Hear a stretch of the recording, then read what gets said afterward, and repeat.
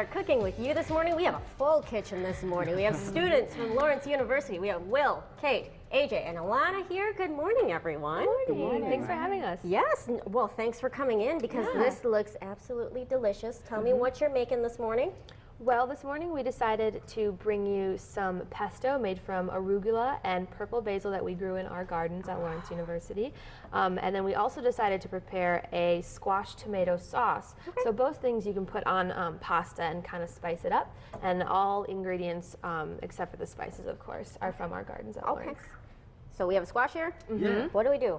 So we're gonna start by cutting the squash in half, and it's pretty hard to start out with, Oh boy, but got to put some muscle into it. yeah, It's a workout. There we go. when you get through it, Oh, Here we go. hold it.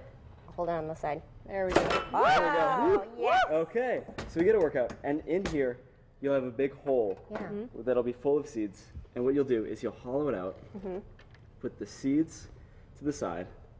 Then what we're gonna do is we're gonna take some garlic, crush it, pop it in with some water Oh. and your spices. Okay.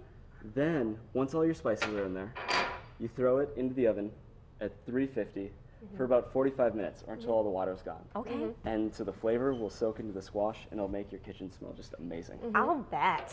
And you can add whatever spices you want. We like to do a lot of curry powder and red pepper at our house. But really whatever kind of taste you want, you can just spice it to taste, really. Okay. What are the next steps? So then after that, after it's soft to the touch, you can cube it and put half of it aside to cube, and then the other half you can put in a food processor with your tomatoes that you have boiled so that the skin can peel off. Oh. And you put it all in the food processor with spices again, and you kind of stir it up and crush it until it looks somewhat like our finished product. It's a sauce, but there are still chunky pieces of squash that you can taste, and then you can garnish it with whatever you want. So that's kind of what we do for the sauce. Okay. Let's talk a little bit about the ingredients. This all came from the garden. Tell me a little bit about the garden. We also have some pictures, I believe, to show of the garden itself, but it's all student run. Completely. Tell me about it. What do you guys do? It's all sustainable. It's you know, organic.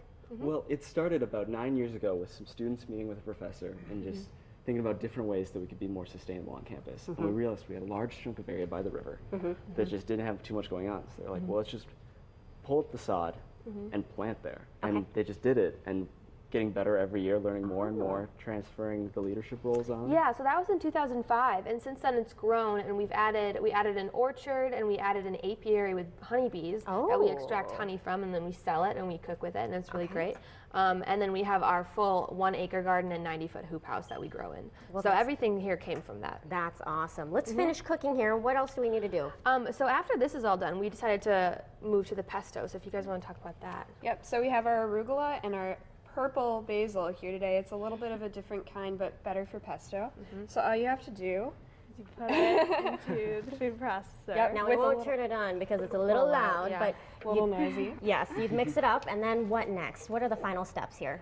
Tons of olive oil, Lots. a little clove of garlic, and then whatever else you want to add in. Okay. So we like to add, you know, thyme, oregano, a little bit of salt. Now the final product, is it right there on the bowl? is right there. Perfect. All right, everyone, head to our website, fox11online.com for the recipe.